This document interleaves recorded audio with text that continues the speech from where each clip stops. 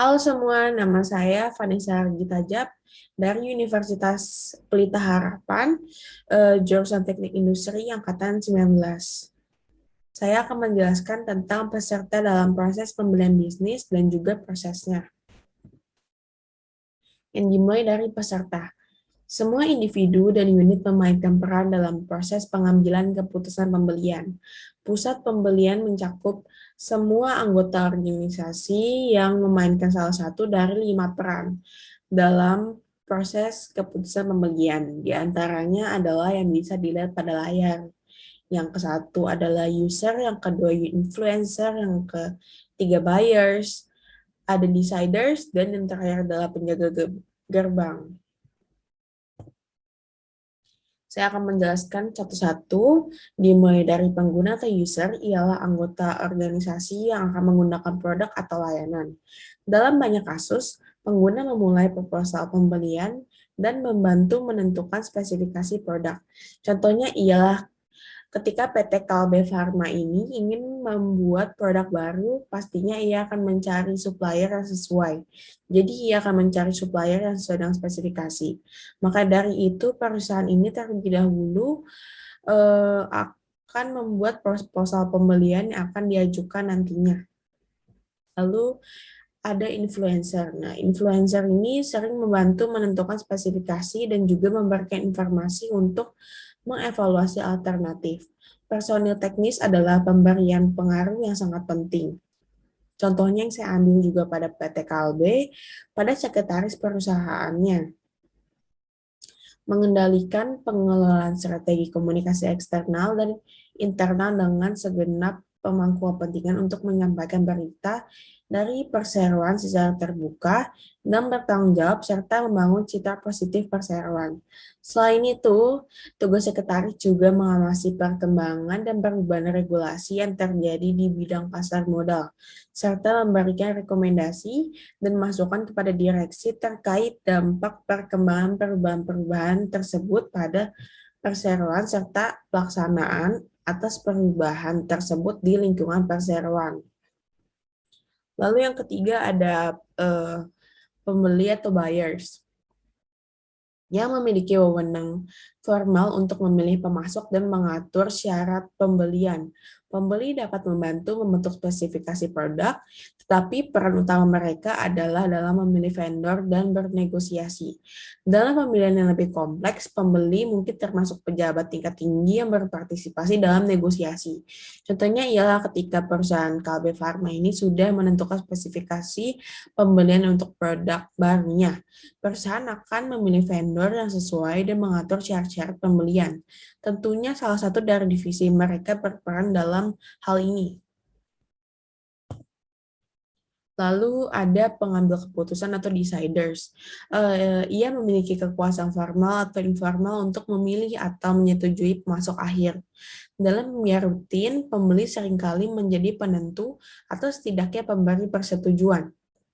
Contohnya itu pada PT Kalbe Farma, seperti pada perusahaan ini, supplier akan mengirimkan semua barang kepada Departemen Procurement untuk kebutuhan baku dan bahan lainnya.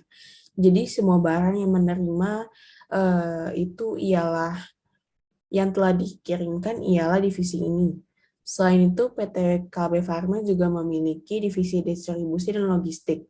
Divisi inilah yang bertanggung jawab atas distribusi produk-produk Kalbe dan produk prinsipal pihak ketiga ke lebih dari dan memiliki lebih dari 1 juta outlet di seluruh pelosok Indonesia. Lalu yang terakhir adalah gatekeepers yang mengontrol aliran informasi ke orang lain. Untuk contoh yang akan saya ambil di sini masih dari PT KW Farma tentang cara mereka mengatasi resiko informasi yang bocor. Hal ini dikendalikan oleh divisi manajemen risiko. Salah satu tugas dari manajemen risiko ialah menangani risiko informasi perusahaan. Dikarenakan pada era semakin maju ini, semua info dapat diperoleh di internet. Kegagalan dalam menjaga keberhasilan informasi dapat mengakibatkan kerugian bagi perseroan. Penanganan risiko ini dilakukan dengan penetapan dan pengembangan kebijakan teknologi informasi dan pengadaan pusat data atau data center yang memadai dengan standar yang tinggi yang merupakan salah satu langkah mitigasi perseroan dalam menjaga keamanan akan akses informasi penting tersebut. Risiko tersebut di atas akan selalu dimonitor dan dievaluasi dengan memperhatikan dinamika kegiatan usaha dan peraturan terkait, termasuk memetakan risiko yang mungkin belum teridentifikasi. Lalu selanjutnya saya akan beralih ke deskripsi kebutuhan umum atau general need description. Nah, general need description merupakan salah satu tahapan dalam proses pembelian bisnis di mana pembeli menggambarkan karakteristik umum dan jumlah barang yang dibutuhkan. Nah, di bawah ini, di layar ini bisa dilihat flow-flow dari tahapan proses pembelian bisnis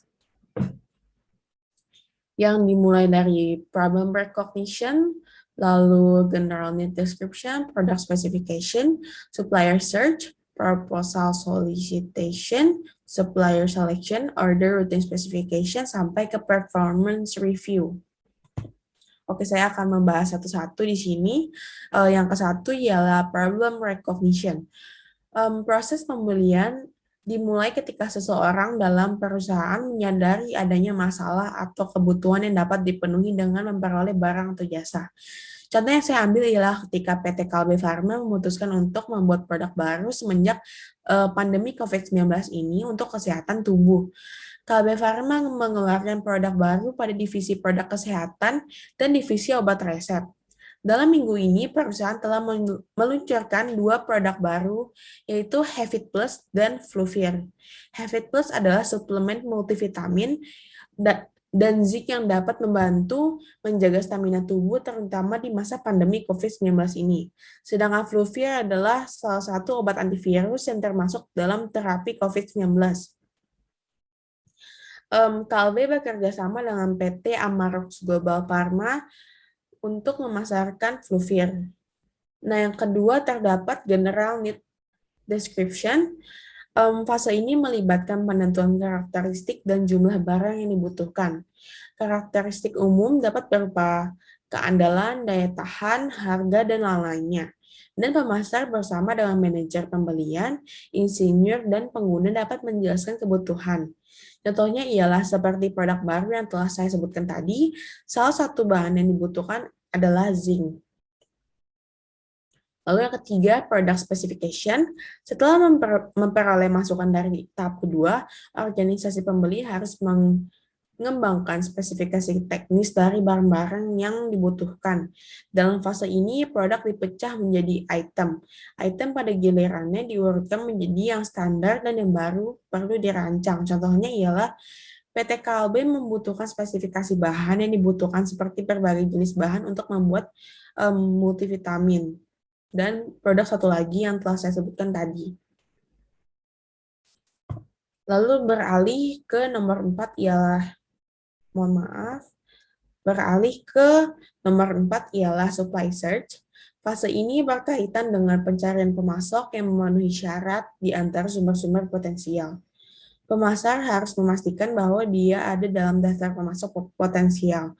Contohnya ialah PT KB Pharma mencari supplier yang bagus, cocok, dan berkualitas untuk membuat produk yang akan diluncurkannya. Pada berita ekonomi yang saya cari, saya membaca bahwa PT ini membutuhkan pemasok tambahan untuk air kelapa untuk bahan baku pembuatan hidrokoko. Awalnya supplier berada di Riau, tetapi PT Kalbe Pharma takut seiring waktu mengalami kehabisan kelapa, sehingga pemasok dicari mulai sekarang. Di gambar sudah tertera informasinya, beritanya. Lalu yang kelima, proposal solicitation. Daftar pemasok yang memenuhi syarat sekarang dipersingkat lebih lanjut berdasarkan beberapa faktor penting. Nah, setelah dievaluasi berdasarkan kriteria yang ditentukan, beberapa perusahaan diminta untuk datang untuk presentasi formal. Proposal harus mencakup spesifikasi produk, harga, periode pengiriman, syarat pembayaran, pajak tenaga ahli, dan biaya yang berlaku. Biaya transportasi, biaya asuransi, transit, dan biaya relevan lainnya atau layanan gratis yang disediakan. Contohnya itu masih sama seperti PT Kalbe Farma yang mengajukan proposal untuk bekerja sama dengan pemasok yang isi proposalnya merupakan syarat dan kondisi yang ditetapkan oleh perusahaan. Lalu selanjutnya saya akan beralih ke supplier selection. Setelah pada tahap pencarian supplier dan sudah membuat proposal, perusahaan akan memilih supplier yang sesuai. Contohnya itu, untuk melanjutkan supplier yang dicari pada air kelapa, PT Kalbe Farma mencari lokasi-lokasi strategis yang diproduksi kelapanya yang diproduksinya itu tinggi.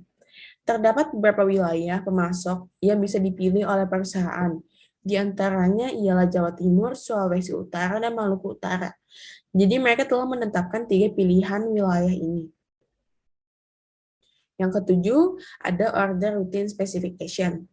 Setelah pemasok dipilih, pembeli menegosiasikan pesanan akhir, mencantumkan spesifikasi teknis, jumlah yang dibutuhkan, waktu pengiriman yang diharapkan, kebijakan pengembalian, garansi, dan lain-lainnya.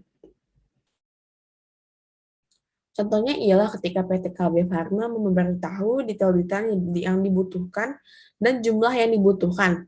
Seperti contohnya yang tadi, yaitu ialah air kelapa. Perusahaan ini membutuhkan stok kelapa sekitar 423.000 per 1 tahunnya. Dan yang terakhir ialah performance review. Ini adalah fase terakhir dalam proses pembelian yang terdiri dari tinjauan formal atau informal dan umpan balik mengenai kinerja produk serta kinerja vendor. Pembeli dapat menghubungi pengguna akhir dan meminta evaluasi mereka yang ada gilirannya diberikan kepada pemasok, atau dia dapat menilai pemasok berdasarkan beberapa kriteria yang sudah ditentukan. Contohnya ialah ketika PT Kalbe Farma memiliki pemasok. Jika performance-nya cocok dan sesuai dengan PT ini, maka kedua pihak akan terus bekerja sama.